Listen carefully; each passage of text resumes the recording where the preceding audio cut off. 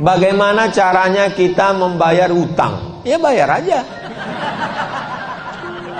Kalau orangnya sudah tidak tahu kemana, tanya Google. Dengan siapa membayarnya Pak Ustadz? Atau dilupakan aja? Pertama cari ahli warisnya. Ahli warisnya sudah tidak ada satupun ditemui.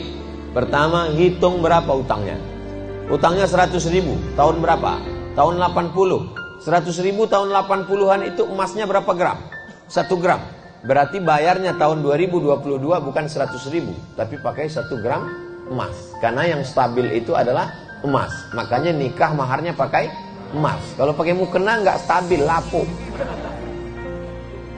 Bagi yang belum nikah, yang udah apa boleh buat, terima aja lah mukena itu. Kalau tahun 80 1 gram emas, bayarnya di tahun 2022 juga 1 gram. 1 gram emas sekarang 1.100.000 atau berapa gitu. Tapi karena kita udah lama kenal ya udah 1 juta aja. Bayar 1 juta, serahkan ke lembaga yang dinikmati umat, bukan dinikmati personal. Serahkan ke lembaga yang dinikmati umat. Di mana itu lembaga yang dinikmati umat? Pondok Pesantren Sabilul Muhtadin. Nah, ini yang ragu mau bayar kemana? Nah, selesai ini sebelum setan datang, alladzi waswisu fi sudurin nas minal jinnati wan nas, segera temui Habib Jamal Al-Amudi, serahkan. Inilah dia beberapa keping uang emas. Berapa semuanya? Ya sekitar 3 ton lah. Insyaallah berdiri masjid insyaallah. Amin ya rabbal alamin.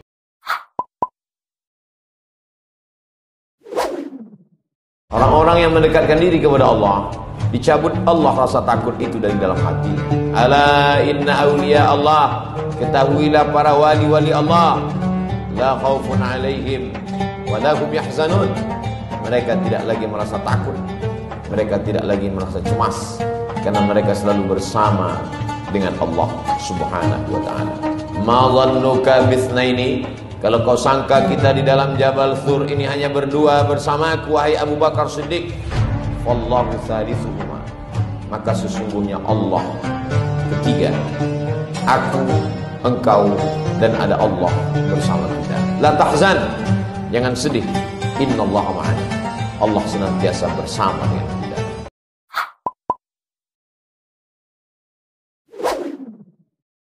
Melakukan perbuatan yang salah dengan penuh kesadaran namanya fasik.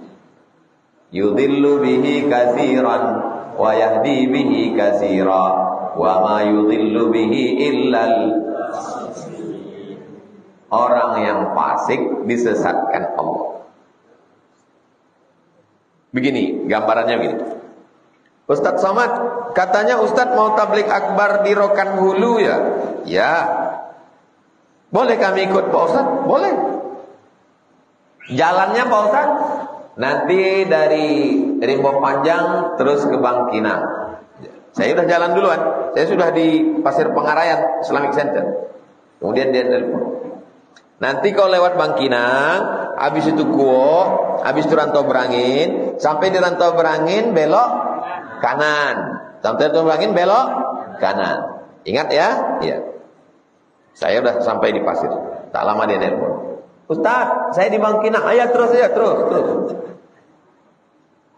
Ustaz, saya sudah di Kuok, Pak Ustaz. Ya terus, nanti jumpa jembatan. Tak lama sesudah itu, ada agak-agak 1,5 jam. Ustaz, kami udah di Pangkalan, Ustaz. Terus saya bilang, terus aja lah kok, terus. Kenapa saya marah? Kenapa saya marah? Karena tak ikut arahan saya. Tadi saya bilang belok kanan. Itulah makna orang disesatkan Allah. Jadi kalau antum bertanya baca ayat, kok ada orang yang disesatkan Allah? Kenapa Allah menyesatkan? Karena fasik.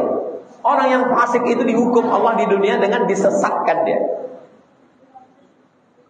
Kami baru aja lewat Pangkalan Pak Ustaz. Terus saja terus, tak usah lagi datang ke, tak usah lagi ikut saya. Teruslah kau ke sana. Saya menjelaskannya dengan ilustrasi biar supaya paham, ngerti. Itulah makna. Jadi jangan bingung waktu baca ayat. May yahdillahu fahuwal muhtadi Wa may yudhilluhu falan tajida wa may yudlilhu fala hadiyalah. Siapa yang disesatkan Allah? Kadang jamaah ini dia bingung cuman enggak mau bertanya. Disesatkan Allah. Kok disesatkan Allah? Disesatkan Allah karena fasik. Jadi kalau antum buat dosa terus padahal antum sadar, antum akan disesatkan Allah karena fasik. Jangan buat dosa dengan penuh kesadaran, karena kamu nanti jadi fasik. Kalau sudah fasik, kamu disesatkan Allah sebagai hukuman di dunia. Na'udzubillah.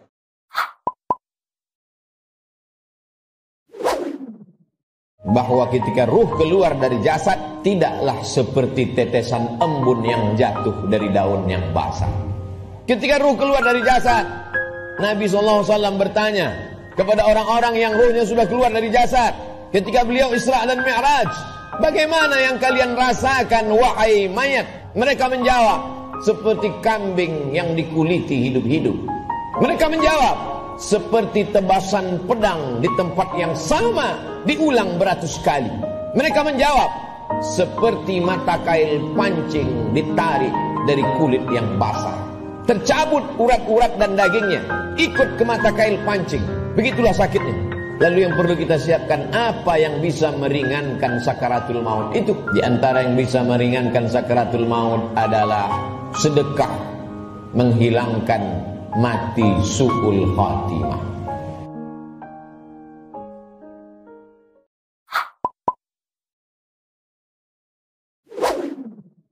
Luruskan usahamu, luruskan hatimu, luruskan pikiranmu, luruskan amalmu, hidupmu Allah yang mengurus. Bisa untuk update status yang janji Allah Subhanahu wa taala, wallahu yatawallas shalihin. Orang yang soleh itu Allah yang mengurus. Allah mengurus hidup kita. Masalah hidup kita Allah yang mengurus. Sekarang banyak orang sibuk mengurus hidupnya, tapi tak diurusnya hati dan pikirannya. Akhirnya kacau balau.